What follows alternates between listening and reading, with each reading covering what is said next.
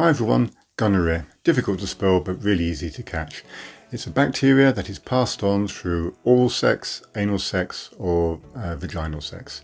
It is very easily transferred from one person to another, anywhere between 40 to 60% per sex act. So it is very, very easily transferred from one human to another.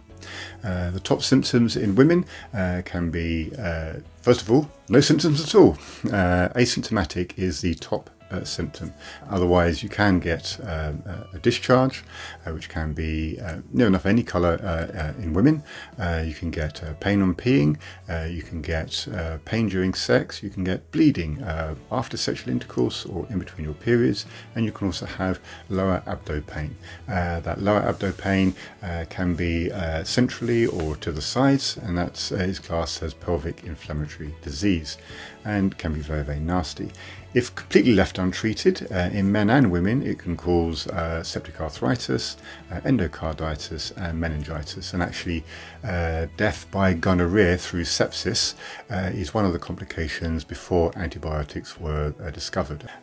In men, the top symptoms, again, asymptomatic, no symptoms at all is the top symptom, but you can also get pain on peeing, you can get a discharge, and if you get a heavy discharge, which in men tends to be green or can be green or yellowish, it tends to be very painful to pass urine as well. It can also in men go into the testicles and cause epididymal orchitis, and again, if left completely untreated, can cause septic arthritis, endocarditis and meningitis. But don't be too worried, but those last complications are very, very rare nowadays, what with the amount of antibiotics we're using to try and control gonorrhea. So it can affect any man or woman who is sexually active, and so if you're in a monogamous closed relationship, obviously test before you have sex, and then this won't be a problem for you.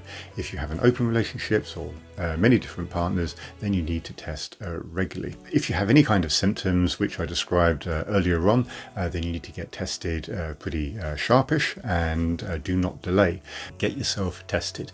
It's a very, very simple test. It involves usually either swabs or a pee test, sometimes both, and if you do actually have a discharge and obvious symptoms, the doctor may also take swabs during the examination to put on a glass slide to look under a microscope to see if he can see the gonorrhea, which are the little diplococci bacteria, directly under the microscope, and then you effectively get your diagnosis and treatment there.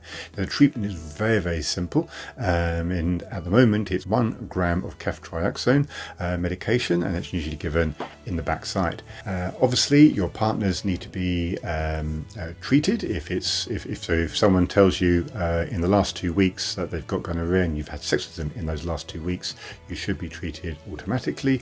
In terms of if you are the individual that has gonorrhea, it's important to tell all your partners over the past few months that this is what's happened, and that way you can hopefully help stop the spread of gonorrhea, because if it's in your sexual network and you don't tell anyone, it's only a matter of time before it comes back. To prevent gonorrhea, the easiest way is to use condoms. Condoms for anal sex, vaginal sex. Having said that, you can't get gonorrhea just by hugging someone and just by basic skin-to-skin non-sexual contact, and you can't get it through kissing. However, this is a big however, it depends what type of kissing. So a little kiss on the lips will not pass gonorrhea. However, it's a really heavy kissing with even a bit of what's called spit play that can cause a transference of gonorrhea, but it's also a question of what you do and how you do it. So I hope you found this interesting, and just please remember, get tested and get tested regularly, and then everything should be okay. Take care, see you in the next episode. Bye bye.